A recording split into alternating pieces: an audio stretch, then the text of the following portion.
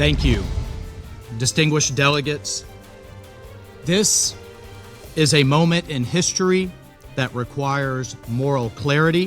جناب صدر، آپ کے بیان کا شکریہ۔ میں اپنے بیان میں بالکل واضح کرنا چاہتا ہوں، بالکل واضح کہ امریکہ بحرین کی عوام اور خلیجی ممالک کے عوام کے ساتھ اس فیصلہ کن لمحے میں کھڑا رہے گا۔ ساتھیوں، یہ انتخاب کا وقت ہے۔ جو ممالک اس قرارداد کی مخالفت کر رہے ہیں جس کی قیادت ملکیت بحرین نے کی، انہوں نے ایک طرف کھڑے ہونے کا فیصلہ کیا ہے۔ صرف 3 ہفتے قبل اس کونسل نے ایک ایسی قرارداد منظور کی جس نے اقوام متحدہ کی تاریخ میں ریکارڈ قائم کیا۔ 136 شریک ممالک اور ایک بھی مخالف نہیں۔ اس قرارداد میں واضح مطالبہ کیا گیا تھا کہ ایران فوری طور پر اپنے حملے اور دھمکیاں بند کرے اور آبنہ ہرمز میں شہری جہاز رانی میں رکاوٹ ڈالنے کی مذمت کی گئی تھی۔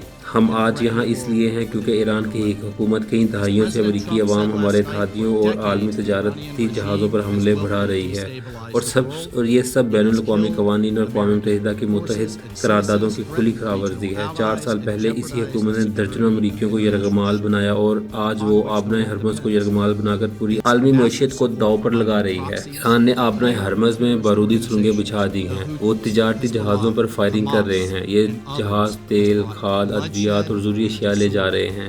یہ اقدامات دنیا کو توانائی بحران، سپلائی چین کی تباہی اور حتیٰ کہ قحط کی طرف دھکیل سکتے ہیں۔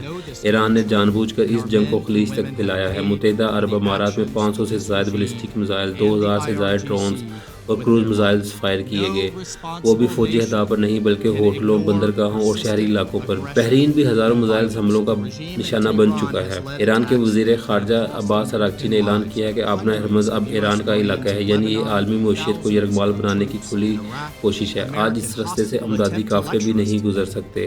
کانگو، سوڈان اور غزہ کے لیے امداد رکی ہوئی ہے، لیکن افسوس آج روس اور چین نے اس سب کو برداشت کیا اور اس قرارداد کو ویٹو کر دیا۔ یہ ممالک ایک ایسے نظام کے ساتھ کھڑے ہو گئے ہیں جو نہ صرف اپنی عوام کو دباتا ہے بلکہ دنیا کو بھی دھمکاتا ہے۔ حقیقت یہ ہے کہ تقریباً نصف صدی سے ایران دہشت گردی، خوف اور عدم استحکام کو فروغ دیتا آیا ہے۔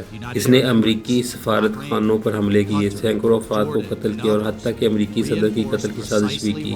اقوام متحدہ کی رپورٹس کے مطابق ایران ہسپتالوں اور اسکولوں میں فوجی چھپاتا ہے اور آج بچوں کو بھی جنگ میں جھونک رہا ہے۔ ساتھیوں، یہ سب اس لیے ہو رہا ہے کیونکہ امن ایران کے لیے خطرہ ہے۔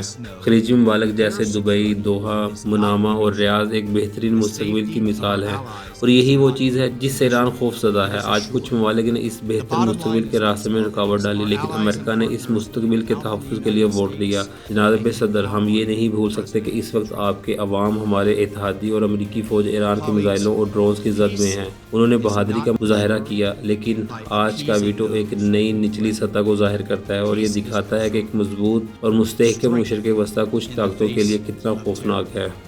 History has taught us that the cost of inaction is far greater than the burden of decisive action.